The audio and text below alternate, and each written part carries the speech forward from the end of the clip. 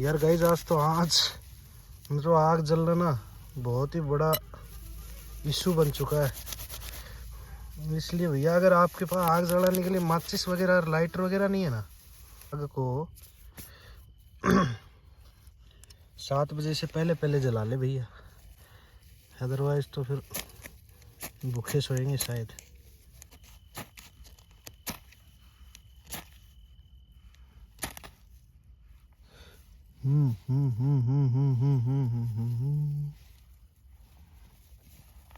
चलो आखिरकार अग्निदेव मान गए हैं।